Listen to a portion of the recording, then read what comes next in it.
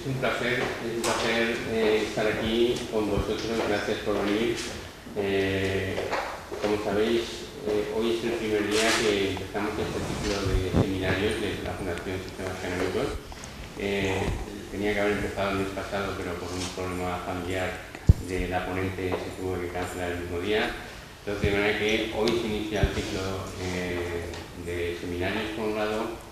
Hoy iniciamos el ciclo aquí en este salón de grados de la Facultad de Medicina, gracias al apoyo que ha prestado el decano de la facultad, Federico Callado, permitiendo poder realizar todas estas actividades docentes. Y en tercer lugar, pues el tercer acontecimiento es que podemos contar con la presencia del doctor Camps, que además de todo lo que ahora comentaré, pues es valenciano y es de la casa. De manera que se reúnen tres eventos en uno solo. Bueno, el doctor Camps es médico, él hizo los estudios de medicina aquí en Valencia, hizo la residencia en medicina interna y luego en oncología.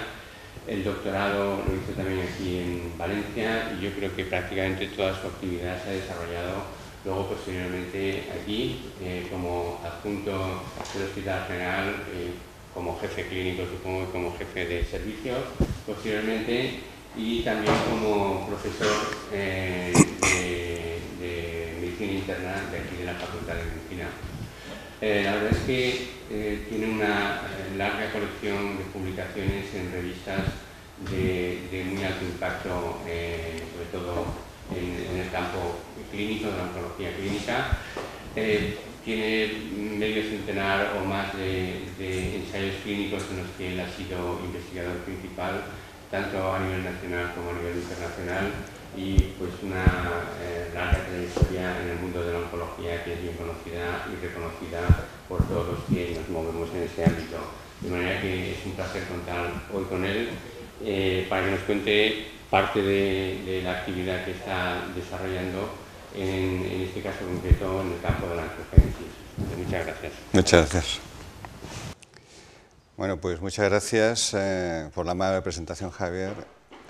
Muchas gracias a Sistemas Genómicos y felicitar a Sistemas Genómicos también por la iniciativa de crear una cátedra de Sistemas Genómicos aquí en la Facultad de Medicina, y de hecho, pues merced a esto estamos hoy en este denominado salón de grados, que yo le llamaría más salón de torturas, porque aquí es donde se hacen tesis y las plazas de titular se sudan, etcétera, etcétera, ¿verdad? Aquí se suele sentar el tribunal. Desde luego, y la sesión es mucho más cómoda para mí y mucho más, por supuesto, agradable. Muy bien, muchísimas gracias a ustedes por haber venido a esta sesión. Tengo, creo que aproximadamente unos 40 minutos, voy a intentar no sobrepasar esa cantidad de tiempo, me voy a cronometrar. Y cuando me pidieron de Sistemas Genómicos que les diera a ustedes una charla, yo creí que podría estar bien, por un lado, hablarles sobre cuál es la visión de un oncólogo médico clásico, como creo que ya se me puede mirar a mí, en un mundo tan revolucionado desde el año 2000, donde todos nuestros paradigmas se nos han venido abajo y hemos tenido que reconstruirnos a nosotros mismos como especialistas dentro de una especialidad realmente ya compleja desde sus inicios, como es y era la oncología médica. Y les he querido traer un poco una visión general de lo que yo creo que está sucediendo en este campo, y luego, en concreto, pues hablarles sobre nuestras ilusiones en investigación en el complejo y muy difícil campo de la angiogénesis. Cuando yo quise ser oncólogo médico, la enfermedad no era tan dramática como lo es en estos momentos.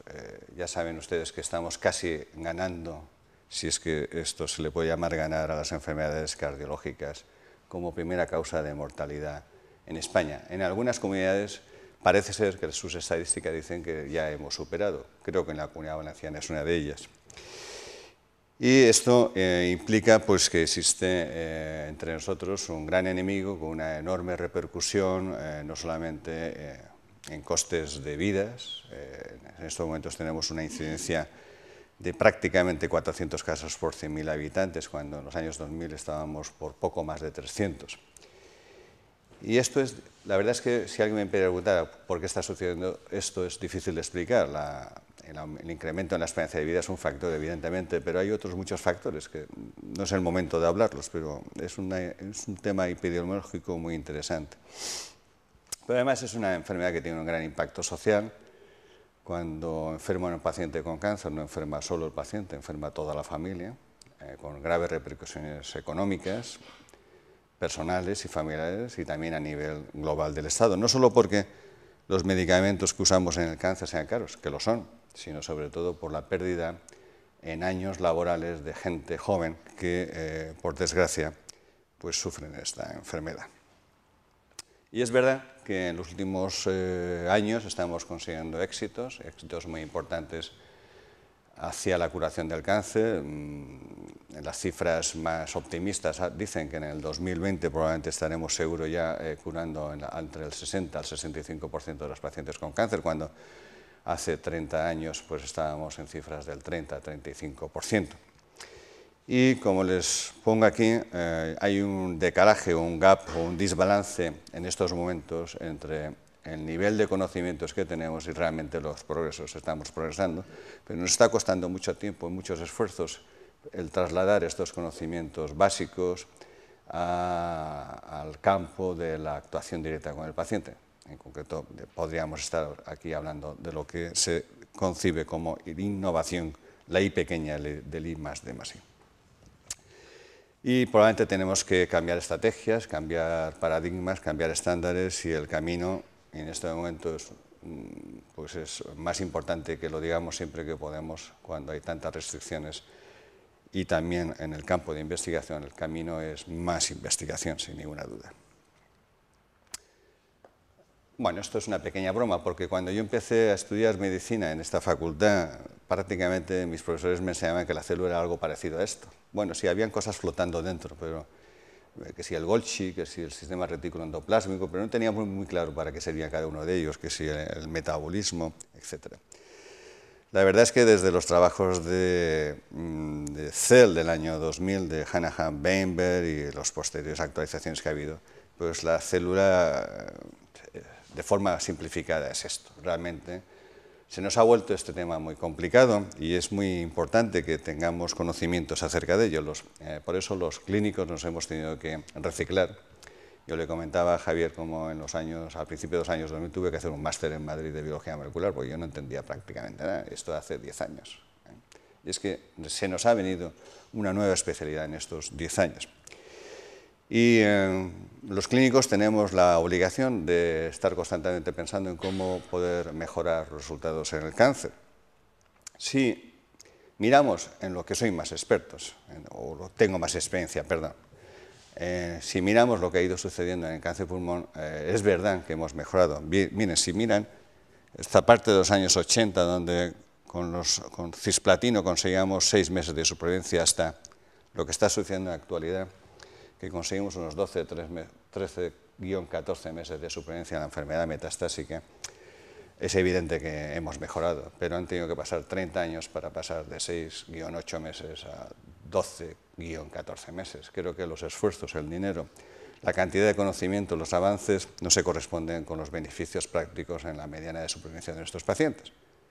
Insisto, tenemos enormes cantidades de conocimientos, tenemos dificultades en su aplicabilidad, y esto hay que solucionarlo, porque el sistema clásico por el cual hemos investigado en los ensayos clínicos, que es un sistema empírico de ensayo-error, de manera que cuando tenemos que decidir un tratamiento decidimos probablemente por diferentes metodologías observacionales de que tal tipo de tratamiento o esquema de quimioterapia o esquema de tratamiento pues puede funcionar. La verdad es que cuando tenemos suerte y funciona estamos muy satisfechos, pero el problema es que muchas veces o con demasiada frecuencia estos tratamientos empíricos, estas aproximaciones empíricas no solucionan los problemas a nuestros pacientes. Y en cáncer no hay segundas oportunidades, o acertamos a la primera o probablemente nunca podremos rescatar a nuestros pacientes y, por lo tanto, se impone una metodología. Me he puesto yo porque a quién voy a poner si no, para hacer una broma. Y la pregunta es que yo les haría a ustedes, ¿qué creen que este señor, que existen o no diferencias con el otro que está al lado? Yo creo que son obvias, en edad, en aspecto, hay unas semejanzas, ¿verdad?, las gafas, pero la verdad es que somos totalmente diferentes. Miren, parece ser, y los biólogos básicos, los básicos nos han contado que existen hasta 3,5 millones de diferencias en los nucleótidos y más de unos 13.000 diferencias en aminoácidos. Yo he añadido que además hay diferencias obvias en muchos dólares entre él y yo. Pero claro, esto es lo que está explicando por qué ante dos pacientes con el mismo aparentemente igual tumor a la vista de una extensión teñida con Giemsa, porque luego no funcionan igual dos mujeres con un cáncer de mama. Estos son dos ejemplos de carcinomas de mama. ¿Qué es lo que está sucediendo para que dos tumores aparentemente iguales no funcionen igual en nuestro tratamiento? Lo que está sucediendo es que sus características genéticas y epigenéticas son totalmente distintas. En los últimos años pues hemos aprendido los receptores hormonales, que el ER2, todo esto es muy conocido, epidermal growth factor, c-KIT, el Hitchcock, RET en carcinomas medulares, BRAF, recientemente melanoma verde. Y esto nos está permitiendo decir que la medicina personalizada ya está entre nosotros. Esto es cierto, esto es cierto. Sin embargo, no toda la evolución ha sido rápida. Miren, lo de los receptores esteroideos lo sabemos desde hace muchos años, pero Gleevec, que es un tratamiento basado en una mutación en el gen BCR-ABL, desde los años 60 conocíamos esta mutación, el cromosoma Filadelfia, leucemia amiloide crónica. ¿Qué ha sucedido para que hayan pasado casi 50 años en que hemos podido incidir en este gen en enfermedades tan importantes como el GIST? Bien, lo que ha sucedido, bueno, este fenómeno se ha ido modificando. Ven cómo este otro ejemplo, que sería ALK, han bastado 3 años para poner en marcha una sistemática de atención a estos pacientes con un fármaco específico, crizotinib, que va dirigido a esta diana. Este acortamiento en los tiempos se han producido por el conocimiento del genoma humano y por la universalización, incluso yo diría proletarización en el acercamiento a estas tecnologías. Esto ha sido radicalmente importante para conseguir este acortamiento en los plazos, en la aplicación, en la innovación, en la aplicación de los conocimientos de la investigación. Los tumores son enormemente complejos. Este trabajo lo conocerán, yo creo que la mayoría de ustedes, de New England, año 2012, donde unos investigadores se preocupan de demostrar cómo esto de la heterogeneidad tumoral es verdad en un paciente concreto. Y entonces realizan en una serie de 4 pacientes numerosas biopsias en cada una de las localizaciones de su tumor, tanto en el tumor primario como en todas sus metástasis, y dentro de esos nódulos que ellos extirpan analizan en diferentes secciones las alteraciones. Bueno, los resultados son espectaculares, no se parece una muestra a la otra, por hacerles un pequeño resumen. De manera que estos modelos clásicos de Skipper, tan clásicos que nos han conducido a muchos errores en la aproximación terapéutica. Los tumores sólidos no son leucemias, los tumores sólidos implican una evolución clonal de esa heterogeneidad tumoral merced a múltiples cambios genéticos evolutivos, de manera que esas aproximaciones de quimioterapias combinadas con las hipótesis de Goldie-Kuhlmann o un pequeño avance con el principio de Chu-Talalay, donde no se mira toda la curva, sino tan solo el punto central de máxima eficacia del medicamento, pues son todos ellos muy obsoletos porque tenemos que basarnos en la heterogeneidad del tumor, en la búsqueda de las dianas para hacer incluso combinaciones de drogas que vayan dirigidas a estas dianas. Como una pequeña esperanza dentro de esta complejidad de la heterogeneidad, pues esta otra publicación tan relevante de hace tan solo un año, donde también otros investigadores se preocupan de analizar en la literatura cuán de frecuentes son distintas alteraciones moleculares y se dan cuenta cómo muchas de esas alteraciones son comunes a muchos tumores, de manera que probablemente dentro de poco no hablemos de cáncer de pulmón, sino hablemos de tumores que tienen mutación en Epiderma agrofactor, acompañándose o no de otras alteraciones.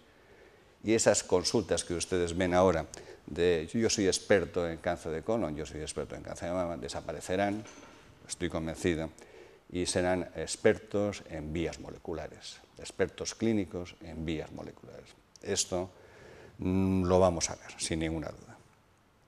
Así pues, nuestro objetivo es no más ensayo y error, nuestro objetivo es aplicar los conocimientos y la tecnología que disponemos en nuestros centros, afortunadamente, para analizar molecularmente nuestros tejidos. Así pues, nosotros necesitamos tener muestras biológicas de nuestros pacientes, necesitamos desarrollar los biobancos y necesitamos desarrollar también la cultura de la rebiopsia, porque necesitamos aplicar test diagnósticos a nuestros pacientes para predecir respuesta, para predecir posibilidad de supervivencia, para poder decidir un tratamiento. Y esto se hace con investigación translacional, es decir, con la unión de los básicos con los clínicos, con las figuras intermedias necesarias de otros especialistas que trabajan junto con nosotros en los hospitales. Es la única manera, porque necesitamos lograr marcadores predictivos, no marcadores pronósticos. Me parece que es evidente la diferencia entre uno de ellos, pero tan solo remarcarles que los únicos marcadores predictivos que nos van a posibilitar, hacer medicina personalizada, evidentemente, son los marcadores predictivos. Disponemos de muestras en algunos tumores con gran abundancia, cáncer de colon, la pieza quirúrgica, cáncer de mama, en otros tumores tan frecuentes como ellos, como es el cáncer de pulmón. La muestra biológica es bien escasa, suelen ser pequeñas piezas de 1 a 2 milímetros extraídas mediante una broncoscopia, técnica además muy molesta para los pacientes y que no son fáciles de repetir. De manera que muchos investigadores se han preocupado de encontrar petróleo en otras muestras, y algunos de ellos creímos que la sangre podía ser una de esas muestras. Algo de esto hay. La verdad es que probablemente la sangre sea insuficiente si no tenemos un testigo, que es el tumor, que nos diga que aquello que estamos viendo en la sangre se está reproduciendo también en el tumor o en sus metástasis. Pero la sangre es un buen banco de experiencia para investigar alteraciones moleculares. Este esfuerzo de los últimos 10 años está permitiendo que algunos servicios de oncología puedan permitirse el enorme lujo de poner un póster a la entrada de sus servicios donde diga esto, es informar a sus pacientes de que si el médico no le ofrece una prueba predictiva, que se la pida a él, que si usted tiene un cáncer de colon, pregunte por su CARRAS, que si usted tiene un cáncer de pulmón, pregunte por su Epiderma agrofactor. Esto es muy importante porque tenemos que crear cultura y los pacientes forman parte de esa cultura. Tenemos que crear cultura también en nuestro equipo de hacer medicina personalizada. Y aquí a veces me paro y pienso, ¿y qué es un equipo? Pues me fui a buscar las fuentes y me definieron un equipo. Hay dos definiciones, me voy a ir a la segunda. Un equipo es la agrupación que se realiza con un esfuerzo conjunto para conseguir una meta común con la máxima eficiencia. Me gustan esos tres calificativos. Y además algunas condiciones, como que es la búsqueda de la excelencia, la rigurosidad con las obligaciones y además convencer a los miembros del equipo y a su entorno y ayudar a los demás y ser corresponsables del trabajo. Hay un vídeo muy bonito en internet que los recomiendo sobre las hormiguitas y tal. Y yo, esto es lo que le quería expresar, que cuando veo a mi equipo es lo que siento, porque soy una persona muy afortunada de trabajar con todo este grupo de colaboradores y de amigos que nos han permitido algunos trabajos interesantes y sobre todo, entre comillas, tener ilusión y divertirnos con nuestro trabajo.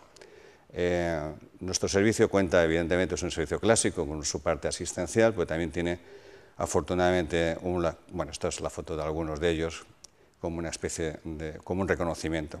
Nuestro servicio tiene un laboratorio de investigación que está relativamente bien dotado, que está dentro de la fundación de nuestro hospital y está encuadrado dentro del área de investigación translacional, es el laboratorio de oncología molecular, para que ustedes un poco nos sitúen.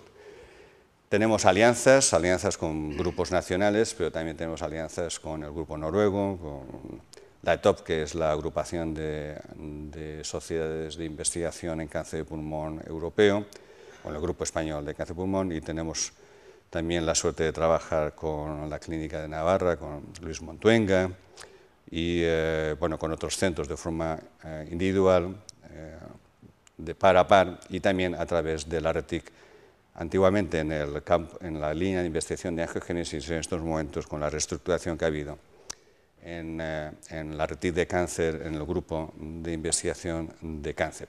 Bien, es evidente pues que nuestro grupo tiene una gran fijación en investigar cáncer de pulmón, pero también hacemos otras cosas.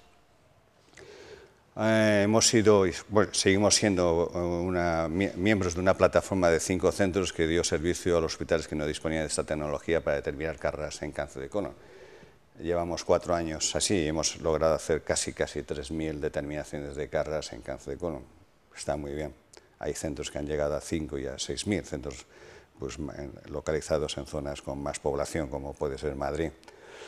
En relación con cáncer de pulmón, yo he sido un privilegiado al poder trabajar con Rafael Rosell. Rafael Rosell fue una de las personas que nos llevaron de la mano a iniciarnos en el mundo de la biología molecular. Y aún no he hablado de angiogénesis, se habrán dado cuenta. Rafa Rosell, pues la verdad es que recuerdo que a finales de los años 90 nos dio una sesión sobre apoptosis, gen de la tubulina, y no entendíamos nada. Y ha sido un líder en el campo de la oncología médica, en concreto en cáncer de pulmón, y de su mano han venido grandes cambios en la práctica asistencial. Y de alguna manera nosotros hemos podido colaborar, hemos sido muy afortunados de poder colaborar con Rafael Rosell. Éramos además un centro muy activo reclutando pacientes antes de poder disponer de nuestro propio laboratorio. Y Rafa Rosell pues, tuvo la visión de entender que probablemente este gen RCC1, que está dentro del sistema de reparación del DNA, dentro del sistema NERM, pues que es el incremento o el decremento en su expresión podía tener alguna repercusión en la eficacia de fármacos que van dirigidos directamente a dañar el DNA provocando aductos, como son las sales de platino, en concreto el cisplatino. Y efectivamente, pues este fue uno de los primeros artículos que se realizó en colaboración con la Universidad de Los Ángeles, con los investigadores Dannenberg, donde se mostró cómo aquellos pacientes que hiperexpresaban este gen RCC1, es decir, tenían la capacidad aumentada de reparar los daños que provocaba el cisplatino en el DNA, pues tenían una peor supervivencia que los pacientes que hipoexpresaban este RCC1. Este es un pequeño ejemplo muy interesante. Allá en el año 2002 creo que se publicó este artículo. Esto nos llevó de la mano a poder hacer un ensayo en la clínica humana, porque esto era una visión retrospectiva, hacer un estudio prospectivo randomizado donde, en función de la expresión de RCC1, dábamos un tratamiento distinto. Había una rama control donde, aunque mirábamos la expresión del gen, no randomizábamos por sus niveles, y en la rama experimental, en función de la hiperexpresión o la infraexpresión, dábamos un tratamiento u otro, con o cisplatino, si se fijan. La verdad es que fue que se publicó en JCO en el año 2007, fue una hipótesis fallida porque nosotros queríamos incidir en supervivencia y solo incidimos en respuesta. Esto es a todas luces insuficiente y en aquella época Rafael Rosell pensó que probablemente es que habíamos elegido mal gen Diana y que tenía poca capacidad para cambiar la supervivencia de nuestros pacientes. Y tras estas investigaciones con la ribonucleótido reclutasa, que publicamos también en Clinical Cancer Research, pero sobre todo con el convencimiento de que otro gen que está también involucrado en la reparación del DNA, como es BRCA1, podíamos, a través de una randomización en función de ese gen BRCA1 y de RAP80, tener mayor capacidad de cambiar la historia natural de nuestros pacientes. Este estudio, que está todavía en marcha, es el único estudio que hay en estos momentos en marcha con suficiente número de pacientes como para dar respuesta, para saber si somos o no capaces de cambiar la historia natural de la enfermedad en base a genes que a la selección de pacientes en base a genes que están involucrados en la replicación del DNA. Creo, por desgracia, que no vamos a ser capaces de demostrar cambios en supervivencia. Probablemente en alguno de estos tres subgrupos hayan resultados moderadamente positivos, pero probablemente este camino no es el más indicado, porque realmente tenemos que encontrar llaves que nos abran la puerta, más que encontrar genes que modifiquen la respuesta a los fármacos clásicos quimioterápicos, que no se adecuan bien a lo que constituye un tumor. Un tumor, ya hemos visto antes, que es una mezcla no homogénea de distintas poblaciones con distintas alteraciones moleculares, y por lo tanto tenemos que encontrar alteraciones llave comunes a muchos de nuestros tumores para que posibiliten incluso la acción de otros mecanismos, incluso inmunitarios. La verdad es que en este camino pues, apareció los datos sobre epidermal growth factor receptor, que han posibilitado que en adenocarcinoma cada vez ya no podemos hablar en cáncer de pulmón solamente basándonos en histología. Este señor tiene un adenocarcinoma, tenemos que decir si además tiene mutación o no en el epidermal growth factor, o tiene alteraciones en KRAS o en BRAF, etc.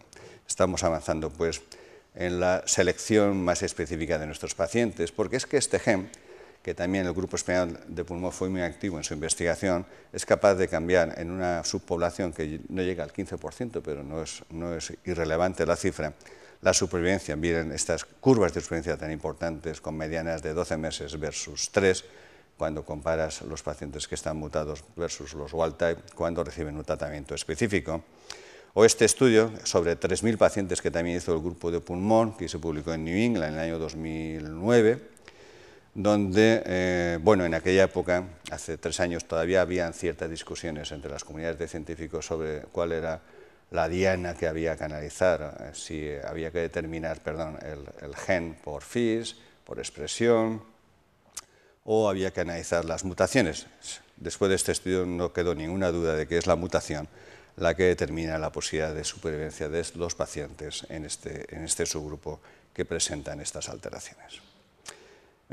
Este estudio también posibilitó este otro ensayo clínico, el EURTAC, que junto con el estudio de Tony Mock y Paz ha hecho que en los pacientes en primera línea de cáncer de pulmón que presentan la mutación no se utilice ya la quimioterapia. No. También en este sentido, el laboratorio del Servicio de Oncología también se incorporó a la plataforma Identify para dar servicio a los hospitales que no disponen de estas técnicas.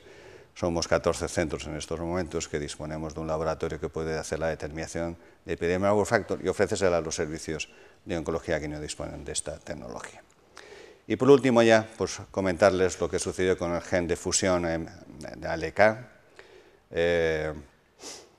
También se ha organizado un grupo europeo para analizar ALK, es por FIS. Bueno, nosotros nos hemos incorporado a este grupo europeo de TOP en el estudio Landscape, que pretende también pues, dar un servicio en este sentido diagnóstico, y pues hay 16 centros europeos haciendo esta investigación. Bueno, y la angiogénesis. La angiogénesis es un gran conocido, pero también a la vez ha sido una entidad compleja y, no digo que olvidada, pero sí de difícil aproximación durante muchos años. Colota en el 2009 también publicó un artículo muy importante de revisión de las alteraciones que ya publicó Weinberg, donde subrayaba cómo la angiogénesis y el microambiente inflamatorio eran dianas a las que había que prestar especial atención. Digo que este es un gran conocido porque ya saben ustedes que Stephen Paget en 1889, la hipótesis del suelo y la semilla que necesitábamos sembrar en un suelo fértil, si no era imposible que los tumores crecieran, ¿verdad?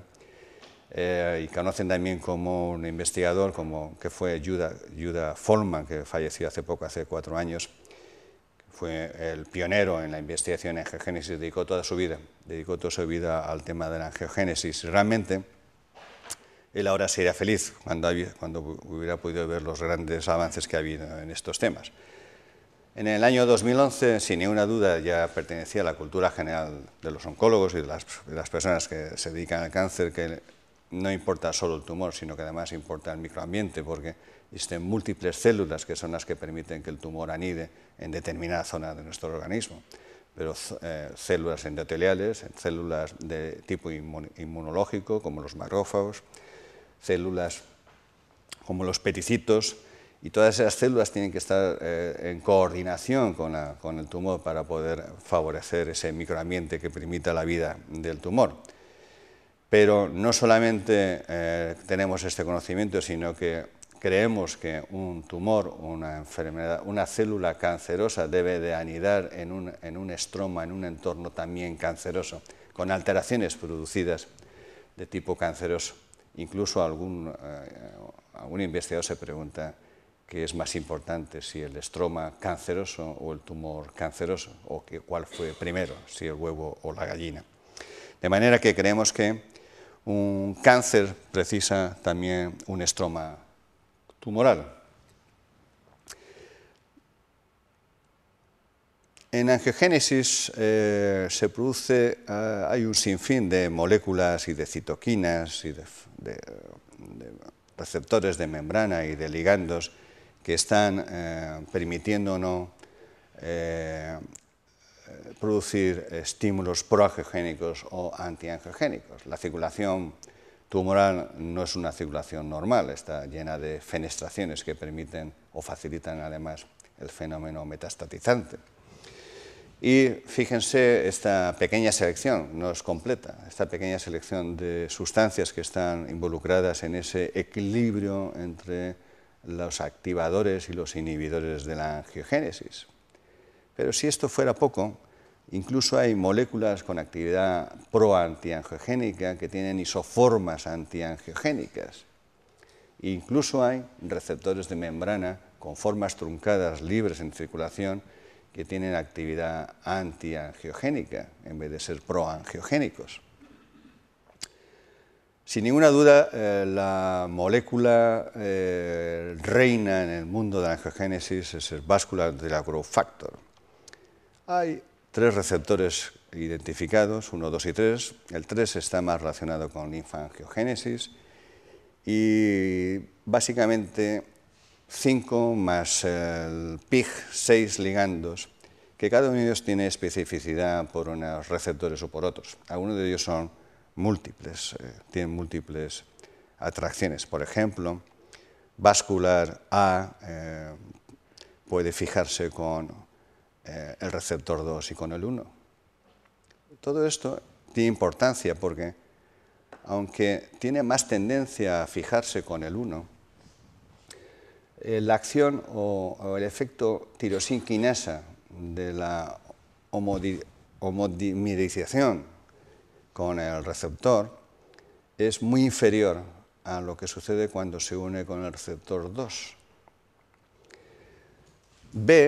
Vascular B se une fundamentalmente con el receptor 1. Cuando hiperexpresa B, si es capaz de hiperexpresarse B, desplaza la unión de A hacia el receptor 2, con lo cual la acción proangiogénica de vascular A es mucho más eficaz. Y así, creo que hay una diapositiva que es más fácil para seguirme. Placental PIG también tiene afinidad por 1. La hiperexpresión de PIG debería de producir una desviación de A hacia el receptor 2, que es más proangiogénico que el 1. Y así todos ellos. Incluso hay formas truncadas circulantes que parecería como si fuera un mecanismo homeostático de la angiogénesis para regular la proliferación de ligandos circulantes e inhibir la angiogénesis. De manera que vean cómo estas 5 isoformas diferentes, estas formas diferentes de vasculas de ligando y estos distintos receptores, y no estoy comentando neuropilina 1 y 2, son realmente múltiples combinaciones que hacen realmente complejo. Si solo analizamos vasculas, ya han visto ustedes el número de moléculas que hay. Hay isoformas, como les decía antes, de vascular A, todas estas que yo les enseño aquí, que se diferencian en el exón 8, hay modificaciones por splicing, de manera que en el exón 8 la terminación 8A es proangiogénica, mientras que la terminación 8B es antiangiogénica. y no todos ellos tienen su réplica en el subgrupo B. Pero es que además esta vascular no solamente está influenciando las células tumorales, sino que está influenciando también las células endoteliales. Vascular A se fija a los receptores 1 y 2 que tienen las células endoteliales, y también vascular tiene acción sobre los precursores de médula ósea, sobre los macrófagos, sobre las células linfoides. De manera que en el nicho donde se produce el tumor y en el nicho metastásico se produce una enorme confluencia de diferentes sistemas que deberían de conducir a la homeostasis biológica y que están totalmente desequilibrados. No es pues de extrañar que los tratamientos antiangiogénicos a veces no surtan los efectos que queremos, porque van dirigidos a lo mejor a moléculas demasiado específicas y no están contemplando el fenómeno en su globalidad. Lo mismo sucede cuando analizamos los marcadores que puedan predecir la respuesta o puedan decirnos cuál es el peor pronóstico de un paciente, qué perfil es el más angiogénico y por lo tanto mayor facilitador del proceso de metástasis y por lo tanto de la muerte de nuestros pacientes. Hay diferentes estrategias para inhibir la señalización de vascular, o bien son anticuerpos monoclonales que van dirigidos a coaptar al ligando circulante, o fundamentalmente luego son las pequeñas moléculas que son inhibidores de tirosinquinasa para inhibir los mecanismos de fosforilación que suceden después de la formación de dímeros o heterodímeros. Pero quisimos también investigar qué sucedía en el tejido tumoral y en el normal, y no basarnos solamente en los datos en sangre, y por lo tanto escogimos un subgrupo de pacientes donde allí hubiera cantidad suficiente de tejido, estadios iniciales, pacientes operados. Hicimos también un análisis de las características clínico-patológicas de estos pacientes y por PCR cuantitativa, pues analizamos estos marcadores. Nos intentaron buscar una firma haciendo un risk score y haciendo combinaciones de diferentes genes. Esto es lo que lo lamento muchísimo, de no poder decir cuáles son estos 3 genes, pero encontramos que esta combinación de genes con su distinta aportación producían estas curvas tan interesantes. De manera que probablemente yo obviaría la intermedia y me fijaría en esta. Esto es supervivencia, esto es tiempo de la progresión. A mí me interesa supervivencia porque son estadios iniciales más que el tiempo de la progresión. Y estoy claramente identificando con este Risk Score una subpoblación de pacientes con muy mal pronóstico que no deben recibir tratamientos antiangiogénicos, en los cuales probablemente administrar Avastin u otro antiangiogénico sea ineficaz, y por lo tanto debemos dirigirnos a estas otras dos poblaciones definidas por este Risk Score y estaremos ahorrando muchas incomodidades y sobre todo muchos costes a nuestras instituciones. Bueno, voy a finalizar pues agradeciéndoles su paciencia. Llevo 45 minutos, me he excedido en 5 minutos, perdónenme. Pero las conclusiones serían que en antiangiogénesis, que es un fenómeno enormemente complejo, necesitamos más de un marcador. Un marcador nos conduce al fracaso y existen muchas publicaciones que así nos lo confirman, de muchos esfuerzos que han analizado solamente un marcador y no han podido demostrar nada. Que existen diferencias pronósticas y predictivas si somos capaces de analizar varios marcadores, que necesitamos hacer validación de estos marcadores y tener estándares de calidad en nuestros laboratorios y que tenemos que tener muestras biológicas. Y el esfuerzo de recoger muestras de nuestros pacientes, tanto de sangre como de tejidos, luego a la larga o a la corta, nos dan unos grandes resultados. Y que necesitamos financiación económica, porque después de unos pocos años de investigación tengo una absoluta certeza, prácticamente es la única, es que sigo necesitando mucho dinero, por favor, ayúdenme. Y pues nada más, muchas gracias también a todo mi equipo y a ustedes.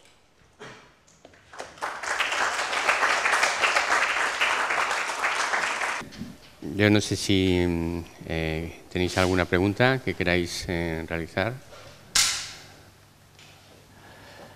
Bueno, yo mientras, yo te quería hacer algún comentario, ¿no? O alguna pregunta.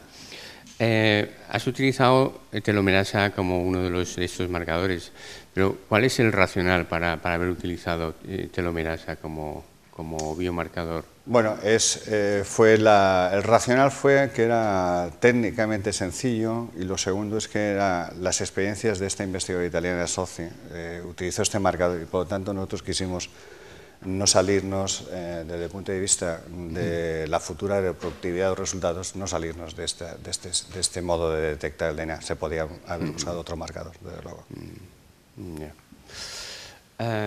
Bueno, lo segundo también está en relación con biomarcadores.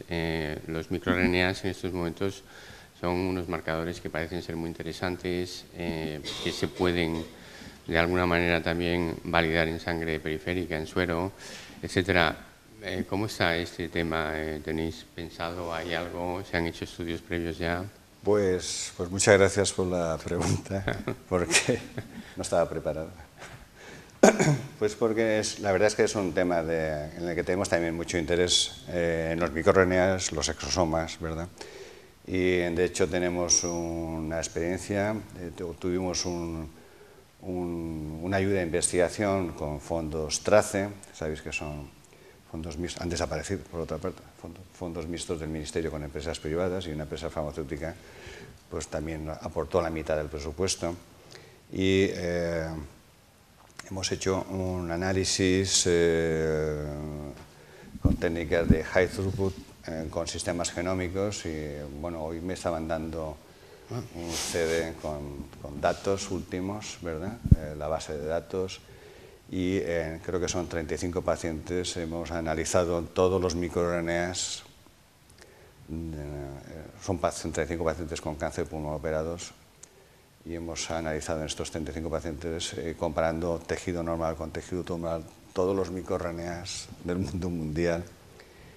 Y pues tenemos también datos interesantes que están depurándose, y que pues la verdad es que todavía no los tengo claros, pero claramente al menos sé que hay dos poblaciones distintas, que se diferencia claramente lo que es el tumor de lo que es el tejido normal. Esto, que parece una obviedad, es un paso imprescindible para poder seguir avanzando. Y dentro de esos microRNAs que se expresan distintas, estamos encontrando expresiones muy interesantes de microRNAs relacionadas con angiogénesis también. Pero no puedo avanzar mucho más porque además desconocemos más datos, porque todavía es un programa de investigación muy ambicioso, porque son combinaciones. Se han analizado cerca de 1000 microRNAs en cada paciente, en tejido sano y en tejido tumoral, y luego nos han tenido que ayudar el equipo de bioinformáticos del Príncipe Felipe con Dopazo, y estamos en ello. Son millones y millones de datos que estamos ahí, ¿no?, buceando. Y tenemos también mucho interés de caminar en la detección de células tumorales circulantes y de exosoma. El exosoma es una particulilla que está llena de vida, ¿verdad? Y es un aspecto muy importante, yo creo, de la investigación en el futuro. Y hay grupos que están trabajando con Veridex. Veridex es, bueno, para los que no lo sepáis, es un sistema de identificación de célula tumoral circulante mediante unos anticuerpos epiteliales, y es un sistema que tiene mucha especificidad pero muy poca sensibilidad, de manera que te detecta muy pocas células, y aparte es muy incómodo porque te las cuenta pero luego no te deja trabajar con ellas. Tienes que hacer otro análisis diferente, y además es un producto muy comercializado, y entonces tienes que mandar las muestras, creo que es a Holanda, y ahí te hacen no sé qué, y te dan la célula para que tú luego ves. En fin, realmente aporta coste y poco conocimiento a la expertise de la gente de los laboratorios. Y nosotros, pues entre comillas, nos hemos negado a trabajar con Veridex, y estamos trabajando pues de forma muy clásica con los campos magnéticos y tal, y los marcadores. Es un sistema muy sensible pero muy poco específico. Detectamos cientos de células, pero muchas de ellas no son tumorales. Es un mal sistema. Habría una nueva oportunidad con unos filtros que tú conoces seguro, el CellCher, lo conoces, ¿verdad? Sí, sí. Y tenemos mucho interés de seguir avanzando con este sistema, es lo que te puedo contar, sí. Pero bueno, no hemos hablado de la stem cell, y y del nuevo enfoque que tenemos que tener con los tumores para atacar a la excelencia. Hace una semana creo que se ha publicado en Cancer Treatment Review una revisión muy interesante con una pregunta de si seremos capaces de atacar a la stem cell con dianas dirigidas, porque la stem cell aparentemente no debe tener esas dianas identificables, ¿no? Va a ser muy complejo. Doctor Camps, antes de nada agradecer su charla, que ha sido muy completa y yo creo que nos ha ilustrado a todos. Hay una frase que ha dicho que nos interesa, yo creo que nos interesa mucho también a la parte tecnológica, ¿no?, de este mundo, ¿no?, que es que tenemos que buscar llaves que abran puertas más que encontrar genes. Eso es importante, y el estudio del tumor en ese sentido y la aplicación de la tecnología de secuenciación masiva, ¿qué opinión tiene? Yo creo que puede ser la clave para encontrar más rápidamente estas dianas, ¿no? Seguramente.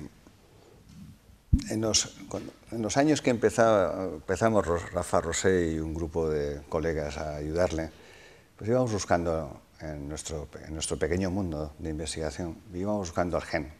Pues será la tubulina, o será el RCC. Bueno, esta es una visión muy pequeña y muy limitada de lo que es el fenómeno biológico. La angiogénesis es un buen modelo y un buen ejemplo de la inmensísima complejidad. Los estudios estos que os he mostrado de forma muy sucinta y rápida sobre la heterogeneidad tumoral, es evidente que gen a gen no vamos a hacer nunca nada, o vamos a hacerlo de forma muy tardía. En algunas enfermedades vamos a encontrar pues el milagro, ¿no?, como en el GIST o lo que ha sucedido en BRAF, pero bueno, BRAF ya están apareciendo, ¿no?, otras alteraciones tan importantes como el MET y tal, ¿no? Y efectivamente tenemos que avanzar por plataformas de análisis masivo y es obligatorio. Tenemos que acostumbrarnos a ser generosos con las muestras de los pacientes y tenemos que crear la cultura de la rebiopsia en los pacientes. Esto es muy importante. Miren, yo tengo ahora un proyecto parado en mi centro porque les he incluido en la investigación una nueva biopsia del tumor cuando progresa y me han dicho que no es ético. ¿Cómo que no es ético? Claro, están anclados, los que me han dicho que no es ético, están anclados en el GIEMSA y pues no han podido tener acceso a estos nuevos datos. Se los hemos ofrecido, evidentemente, y está en revisión. Bueno, pues esto es así y desde luego tenemos que utilizar plataformas, las secuenciaciones masivas y trabajar juntos, porque estamos mal, si trabajamos solos, Ya, una última pregunta por mi parte, aprovechando de que estás aquí. Está claro que cada vez se habla más del papel del estroma en todo el proceso tumoral, pero realmente, ¿cuáles son las diferencias entre el estroma de un tejido tumoral y el estroma de un tejido normal? Es decir, ¿qué diferencias se marcan en ello? Bueno, yo no tengo la respuesta exacta a tu pregunta, ojalá. Yo creo que no existe, me faltan datos también, es verdad, porque es un tema realmente muy complejo. Algunas claves sí que te puedo informar sobre, aparte extraídas de nuestra propia experiencia. Hemos encontrado diferencias en la expresión de receptor de báscula entre el tumor y el estroma. Se expresa de forma distinta. Hay tumores en los cuales la expresión de vascular no es la misma en el tumor que en el estroma de alrededor o en la superficie de las células endoteliales aparentemente normales. Hay diferencias de expresión y diferencias también en el receptor y diferencias también de la expresión tisular de algunos ligandos. De manera que están sucediendo cosas que están permitiendo que el tumor anide con cierta comodidad en algunos tejidos versus en otros pacientes en los que a lo mejor la evolución es menos agresiva, pues probablemente esos sistemas de acondicionamiento funcionen un tanto peor. Tenemos dos estudios muy interesantes también, que no los he traído, sobre la influencia de las células T reguladoras en estos mismos pacientes donde hemos analizado angiogénesis. Y hemos visto cómo, además de poder hacer un perfil angiogénico, podíamos hacer un perfil inmunológico mediante el análisis cuantificativo de la expresión de las células T reguladoras en tumor y en el estroma. De manera que se producen fenómenos de expresión de las células T reguladoras medidas por FOXP3, etcétera, que hacen y facilitan que el tumor esté más protegido de los mecanismos de control inmunológicos. Y además hay una correlación muy íntima entre la expresión de moléculas proangiogénicas y la presencia de células macrocíticas, de presentación de antígenos, de liberación o no de las células T reguladoras en el entorno tumoral. De manera que la clave en el mundo de la angiogénesis está en la angiogénesis, evidentemente, pero también está en el sistema inmunológico. Y ese es no sé si te he contestado y me he salido por otro lado del que tú querías, sinceramente. Un poco sí, ¿no? Un poco de todo. Una mezcla, ¿verdad? Perdona.